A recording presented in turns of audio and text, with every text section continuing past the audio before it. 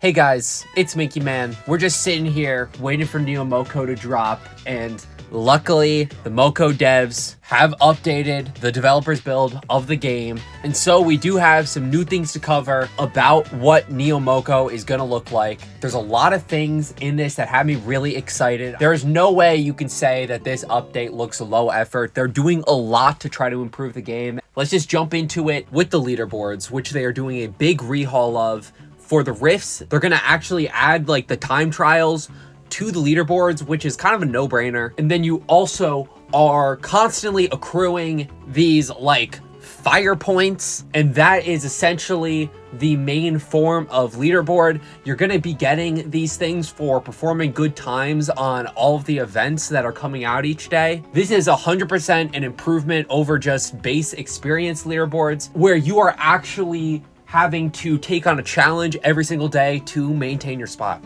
And these trophies are not just a leaderboard system, there is a progression path attached to them. They've added a bunch of different reward systems in this update. As you can see, there's not just this, they also have the weapon path. There's something attached to the classic experience that we are used to in this game. And also there are rewards that you're getting just for some of these individual rifts, which was something I was really hoping that we would get to see, because I love the idea of actually getting rewards for beating some of these challenges. One of the new pieces of content that we're going to be receiving weekly are these things called rare hunts. You are able to attempt these over the weekend, and if you complete one of these things, you don't only get experience, you also get a devourer ticket, which gives you a case that you get to open up. This is a pretty big deal given the fact that this is a reward that looks nothing like any of the other ones that we've gotten so far in the game. Obviously, since I'm not the one with the developer's build, this footage is all coming from Gaztommo and Xpectations. Huge shout out to these guys. Definitely watch their videos on this stuff if you want to find out even more about Moco.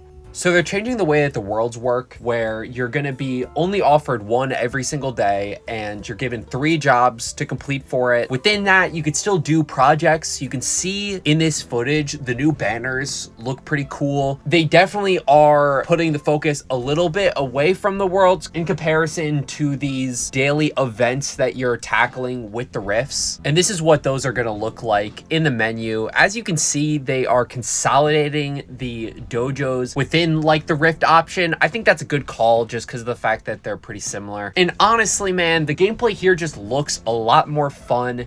All of these different classes that they're adding into the game are a lot more dynamic. You have more movement options. You get to do more with your actual weapon. The abilities just look way more fun to actually use within these rifts. I can't wait to actually get my hands on this so I can start fighting these guys myself. I'm most excited to try out the new headbanger, as well as the updated squid blades and poison bow. If you're curious on how these weapons work, you can check out my last video on Moco. It explains all that stuff. I really think that the devs are using this update as an opportunity to just overall improve the quality of the game. You're getting a lot of different features that are just overall adding some depth to the game. Things like the golden weapon skin that you get at the end of the weapon mastery track had me really excited, as well as the consistent challenge that you're going to be getting from having to hit the times of some of these pretty difficult rifts. I'm hearing these are apparently no joke, so daily you're going to have an actual challenge that you can attempt in your game, and they'll have all different types of teammate requirements, which means some of them are going to be solo runs, some of them are going to be ones that you do with a squad of 4 people, and then other ones like the one that you're seeing on screen right now are done with